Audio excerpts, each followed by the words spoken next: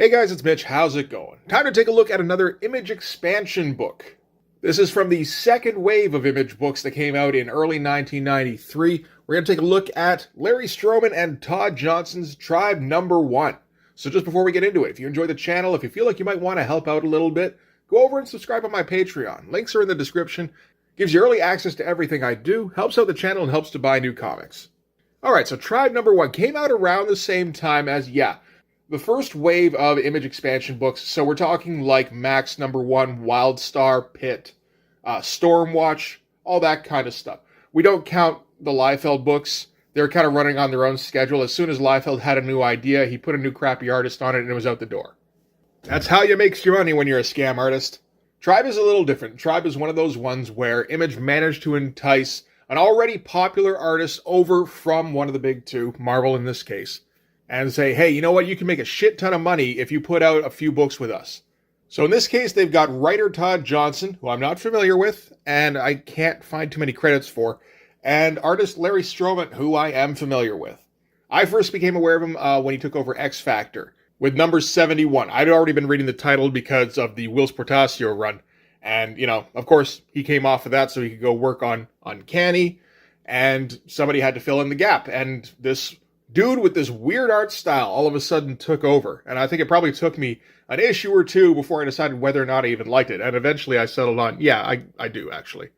Larry Stroman's a guy who has a very different kind of style. It can be very dynamic. It's also very fluid.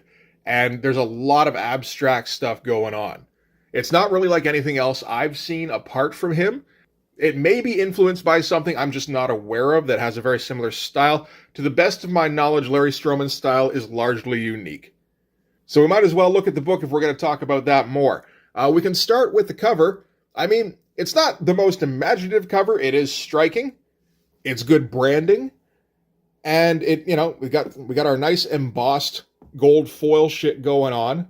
So they're spending some money on this. And Tribe Number 1, I mean, they spent money to make money.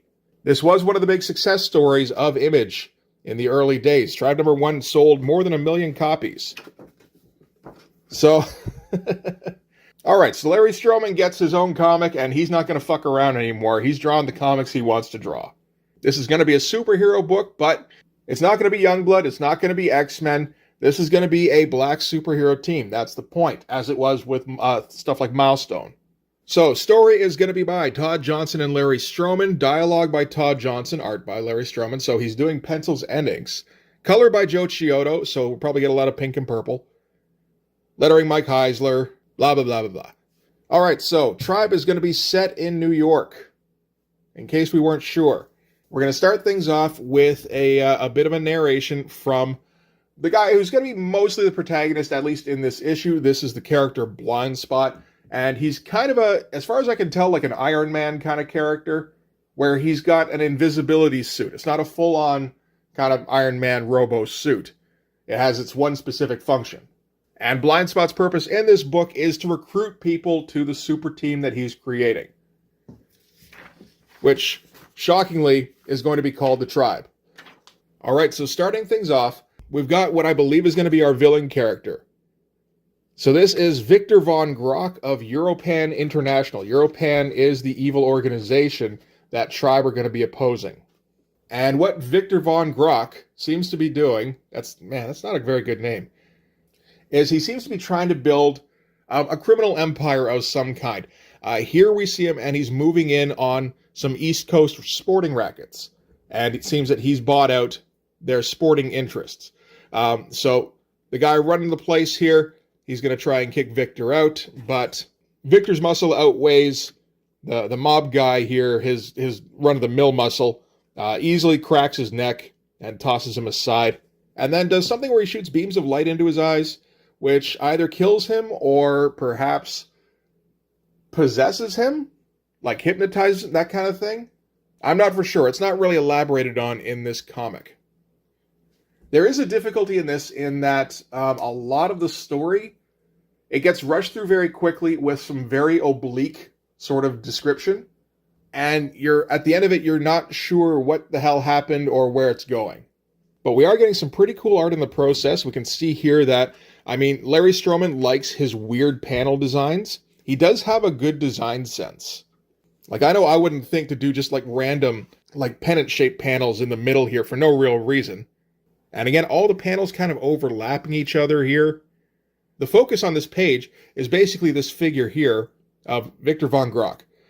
And so, yeah, this panel is overlapping it, but the figure here does stay clear. He extends beyond the panel border, which does overlap into this panel, and this panel is also making room for the head here. It's interesting. It's almost like he builds the page from like a central point and then moves out from it. I'm not sure if he does that regularly or not. It is a striking page, though, overall. And in addition to the design sense, I like the line work he's got going on. Like, considering Larry Stroman's inking himself, his lines are very clean. And we also see that he has a pretty strong design sense. And, you know, just a good sense of perspective. Like, this shot here of the office, like, in addition to having the nice little design elements all over the place, the little decorations, all that kind of stuff, we've also got, you know, the vanishing point leading to around here-ish. And it does kind of bring all the attention to the Victor von Gogh character. I'm trying to pick up what I can because Larry Stroman's style is very, like, it's not really similar to the kind of style I tried to emulate when I was a kid, which was, you know, mostly Jim Lee's style, which is very structure-based and honestly not super imaginative. And this is kind of the opposite of that. Like, if Jim Lee is blues, Larry Stroman is jazz. So from here, we're going to cut to a place called The Hype. So this is a New York club that is at a different location every time it opens. And it's going to get visited by our presumably main character, Blind Spot. At the beginning, we only see him while his suit is activated. So we see like a little bit of the outline, which is all done with a color hold. It's interesting seeing these early days of computer coloring where they're kind of figuring out what the limits are for what they can do. Like, color holds have been around forever in comic books, but, you know, they were a little bit inexact, I think. Whereas, you know, with computer coloring, obviously, you can do a lot more. And they're still kind of figuring out their limits there. And this is a nice, like, full shot of, like, a New York street. Well, you know, part of a New York street, just the lineup, really, for this club. But again, you get a sense of Larry Stroman's fashion sense, which does seem to be pretty comprehensive. You also start to realize just how good Larry Stroman is at drawing different kinds of faces. And not to put too fine a point on it, but particularly different kinds of black faces, which I think is important for what they're doing, which is to, you know, be sort of an example of what you can do with a predominantly black cast. Having a predominantly black cast doesn't really work if your penciler doesn't really know how to do more than one or two black faces. It's something that he's obviously put a lot of time into learning how to do. So inside the club, we can see that there's no set decoration. It's an empty warehouse, essentially. Blind Spot sneaks in without making it apparent that that's what he's doing, because he's, you know, still invisible, obviously. And they're just about to open the doors. The place still looks like a wreck. And one of the guys here is like, Alex, it's about that time. So this is Alex here. Again, another one of those really creative kind of panel setups where this particular shot here of Alex at his desk overlaps every panel around it. So you can't help but, you know, make that the center of your focus. And Alex has been looking around at different kinds of pictures for, I guess, what would be a cool looking club. This is the point where he's finally decided on what he wants to use. So he goes around and changes the background so it reflects the club that's in the picture here. And it's a little unclear exactly what his power is. I think a large part of it is illusion, although it does seem like at least some of it is some sort of molecular manipulation, which of course would make him one of the most powerful people in the Image universe. Now this is the Image universe because they do mention Youngbloods in this. And then Alex goes and approaches the door, is about to open. Can't open it looking the way he does, so changes his look to reflect that of sort of an upscale white guy in a nice white suit, you know. And I do like the shapes that he's using here for this kind of sweeping power effect that he's got. These are kind of standard for Larry Stroman, this kind of sweeping fluidity to show a power signature of some kind.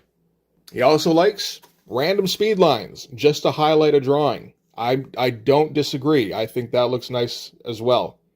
So the clubbers get let in.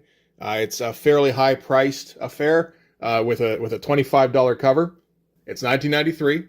I guess that a little bit maybe. Honestly, I'm going to trust like Larry Stroman's knowledge of clubs in 1993 a lot more than my own. From what I've heard, Larry Stroman's fashion sense is genuine, like in that he's very interested in it himself.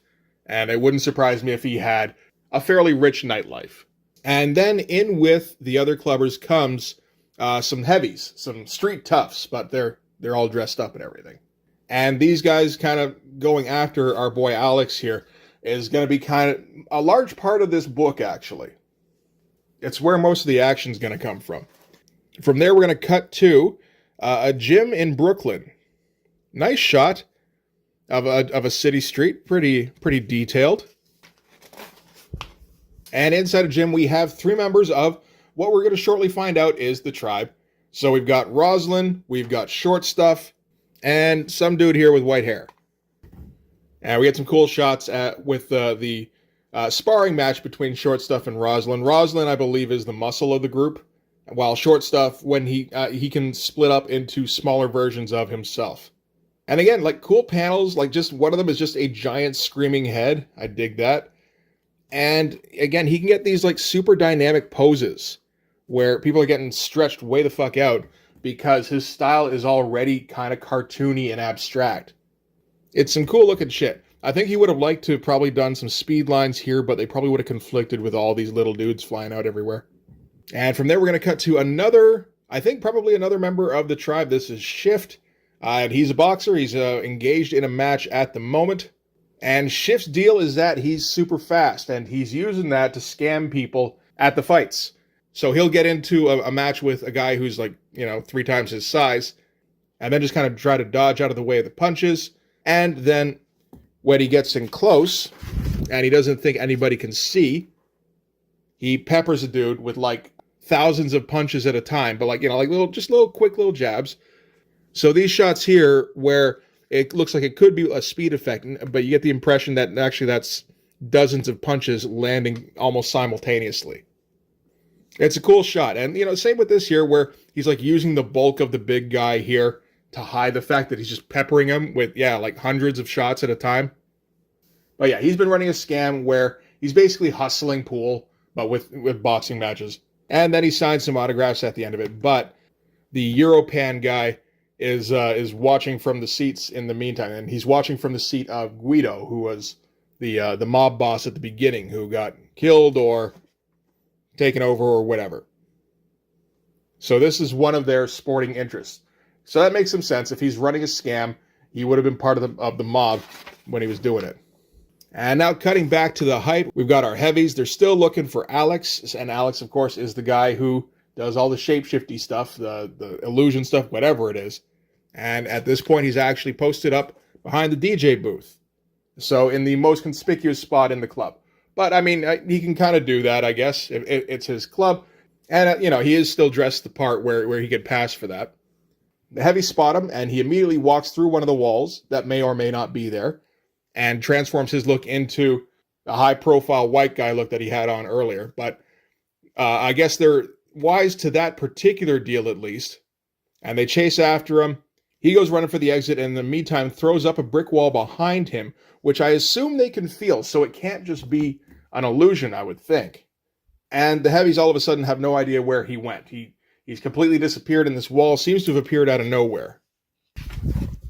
And at that point, Blindside jumps in Alex's defense, and still got his invisibility suit on, so we get a little, getting hit by an invisible dude action going on, which is fun stuff, where, you get a guy's face just flatten it out like that.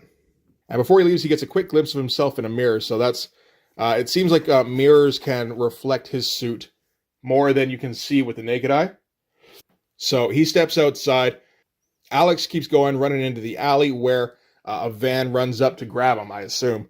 And a bunch more heavies jump out the back with all the speed lines. It's a nice effect. You get the open back panel of the truck, and then everything else is speed lines. It works well. And it's interesting, the panel designs start working towards a more action-oriented layout. So you get the big dramatic shot from overhead with Alex being rushed by all the heavies here, and then something drops down in a very skinny vertical panel, and it's this dude here in a big old Youngblood suit, smashes through all the heavies and catches up to Alex. The van transforms so that it's basically just a gigantic turret with a guy behind a cannon here. And the giant dude here, or possibly robot, later it seems he might be a robot, fucks up the Terminator line by saying, "If you want to live, come with me." And we all go, "Aww." And at that point, the cannon fires, big caracoom, and everybody goes flying. This is a nice use of a double page splash. It's interesting, some pretty thick lines going on this debris, all the brick and whatever else is flying up around here, but the guys themselves here, some of it gets a fair bit tighter. So when I don't know, when I see that kind of thick brushwork, I sometimes wonder if it's, if it's maybe blown up, but not judging by the other lines that are here at least. So the cannon managed to miss, and it's recalibrating, and they're kind of stuck in the wall here, and it's not going to miss again. So Blindside, who was 2 stories up apparently, I guess he didn't leave through the same exit that Alex did, goes and leaps on the back of the cannon here. That's a cool shot. Very interesting with like the invisibility effect on here. So he takes up a whole bunch of the splash, but still like, not a ton of detail. I think it still kind of works though. And he's overlapping the panel, but it's the panel below is still see-through through the invisibility suit. That's interesting. That took some thought. So yeah, before they can get another shot off, there's a tiny little panel as he punches the back of his head, and where it goes poke, and then grabs him and holds him up. I feel like that could have been executed a bit more dynamically. It feels like a bit of a pacing issue, but you got to like the shot here. The guy who was wielding the cannon knocked out and being suspended by nothing. And, so then he turns off his invisibility suit and confronts the guy. He goes, "You're joining the team I'm creating." And he explains what the deal is. So he explains to him about the company called Europan, which sells these slavery units to local crime figures. Lightens payroll, grabs anyone off the street, feed them encoded directions, and you have instant violence fodder. I'd explain more, but for now, I'd suggest you go back inside. So that's not exactly clear what the fuck just happened, other than I guess some regular heavies were given top-of-the-line weapons and just kind of pointed in a direction. That seems to be what they're saying there. So after the fight, Blindside here gets into the Jeep, which is driven by the dude with the white goatee from earlier, who also seems to be running Hannibal here. Hannibal's the giant dude who saved Alex. But yeah, there's the indication that he might be a robot, where he's like, he'll be all right. He only needs a few simple voice commands, leave him on auto protect, and lock the signal in case we're out of range. So yeah, appears that at the very least he's programmed anyway. And then at the end here we've got another superpower guy called Out Cold, who appears to be in with some other mobster guys. I'm not sure exactly what his position is or what he's getting from the mobster guys. He says that they're his employers, so I don't know if he's muscle for them, perhaps. But we just mostly get sort of a first-person narration from him, giving us a little bit of his background. And, he doesn't try to let on that he came for money, so he talks, with like a street vernacular. And he dresses all outlandish to try and incite conflict, which is interesting. And I mean, all the ice-themed stuff, like his thought balloons all have the icicles hanging off him. So I think we can assume that he has Iceman powers. And yeah, then the door to their suite gets blasted in. And a dude in a mech suit drops down, takes out all of the lieutenants, I imagine, not the big boss himself. Out Cold seems to disappear somewhere in here, so I guess he's not the focus. And it's Victor Von Grock, who we saw earlier, who's inhabiting the mech suit. And he runs up on this mob guy and does the same I-beam thing to him. It's a cool shot again, with more speed lines and more kind of fluid power signatures. So I guess Victor Von Grock is just kind of usurping all sorts of criminal power in the underworld here. Hard to say because I've never read issue 2. I don't know how many people did read issue 2 because issue 2 had some trouble. Um, Tribe didn't come out very often. The second issue came out about 6 months later. Yeah, September of 93. And then issue 3 came out 6 months after that. So April of 94. And by the time it got to issue 2, it was already at a different publisher. This would have been Axis. And then it kind of languished. It didn't do anything until 1996 when an issue 0 dropped coming from Good Comics. And that was the last Tribe issue that came out. Apparently, there were all sorts of plans. It seems like Larry Stroman still has some kind of investment in this because there is still a tribecomic.com where you can still get Tribe merch. So like this logo on a cap or a t-shirt, you can still get that shit. But apparently Larry Stroman has cited issues with I think he cited issues with the writer Todd Johnson. So there's been like scheduling problems, there's been problems with people losing interest, creative differences. I think he tried to go his own way with it for a while, and it doesn't seem like the kind of thing that anybody was really interested enough to keep pushing. There does seem to have been some neat ideas. Larry Stroman apparently had some ambition for the team where he wanted it to be like dozens of superheroes deep, maybe even like 100 or so, which is a nice idea, but that's a great way to also dilute your story quite a bit and, dilute the importance of specific heroes. There's a reason that your average hero team is generally between, I'd say, 5 and 7. You can go less than that, and it's still fine. You just get more of an insular feel, but you can't really go more than 7 without it getting to be pretty unwieldy. And you get all these characters that you've got to give equal time to, or pretty close to, or else they just start to fade into the background. And the more characters you add on, the tougher it is to do that. But yeah, that's Tribe number 1. Yeah, like a bit of a convoluted description anyway. The actual events seem to be fairly straightforward, but the description itself seems to kind of mix everything up so that when you're reading it, it's kind of hard to keep track of what's actually going on. The art is cool. I think the only thing on the art side that I'd wish for is that he took a few more chances. It is pretty cut and dry superhero stuff. He doesn't go too wild with it. And you get the feeling like, in a Larry Stroman book where Larry Stroman is completely in charge, he absolutely could. But I think he was probably going a bit more for marketability in this one. And like I said, it worked. I'm pretty sure they made a shit ton of money off of this. It's a bit of a shame they couldn't get more issues out under the Image banner while the boom was still going on. They could have made some real money. And then by the time they came around, and they're with a company that nobody's really heard of, and it's already starting to fold up, it's you kind of missed your shot.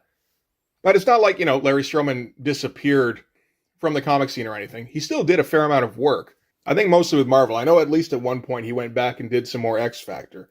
So I guess he had no problems working with Peter David, at least.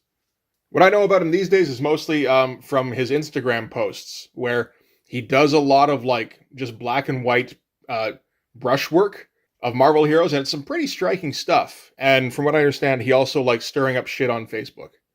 And hey, we've all got to have hobbies. So yeah, anyway, that'll do it for Tribe number 1. Thanks very much for watching. If you like this video, please hit like, hit subscribe, hit the notifications so you know when the next one's coming out. Go over and subscribe on my Patreon. It gives you early access to everything I do, from the Blood Force stuff to the YouTube videos before they get uploaded to YouTube, as well as some Patreon exclusive content. You can also follow me on Instagram and DM me there for commissions, and you can join the Blood Force Discord server. But yeah, that's going to do it. Thanks again for watching, guys. I'll see you in the next one. Bye-bye.